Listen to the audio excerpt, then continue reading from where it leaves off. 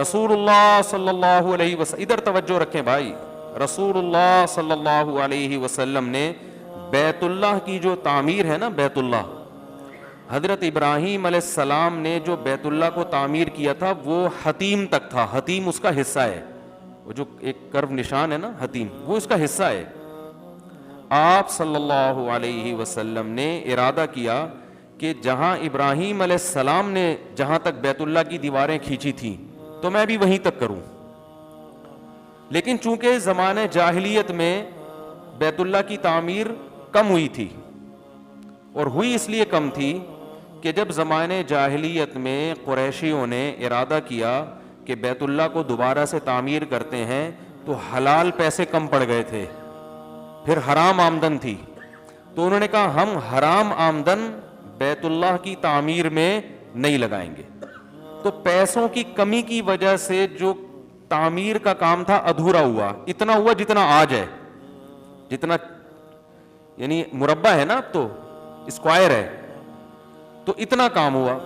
لیکن چونکہ ایک زمانہ بیت گیا تو نبی نے ارادہ کیا کہ بھئی اب تو اللہ نے اسلام کو غلبہ دیا ہے، مکہ بھی فتح ہو گیا، اب آپ نے ارادہ کیا کہ بیت اللہ کو وہیں تک تعمیر کریں جہاں ابراہیم علیہ السلام نے تعمیر کیا تھا.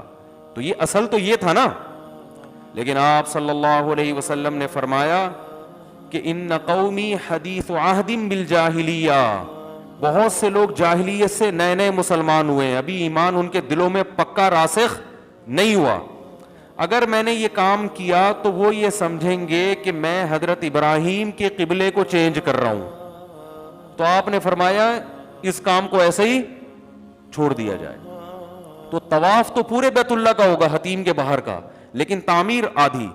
اور اس وقت سے لے کر ایک دفعہ ایسا ہوا امام مالک کے دور میں کہ جب یہ حدیث خلیفہ کے پاس پہنچی، اس نے کہا کہ بھائی اب تو اسلام طاقت میں آ گیا ہے، تو اب میں اس کو بیت اللہ کو بڑا کر دوں گا.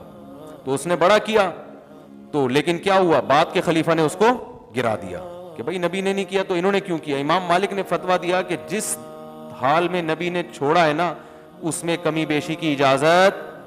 بولتے کیوں نہیں بھائی؟ نہیں ہے. خدا کی قسم اس حدیث یہ سمجھ میں آ جائے نا، دینداروں کے بہت سے مسائل حل ہو جائیں. آج بہت سے مسائل حل ہو جائیں.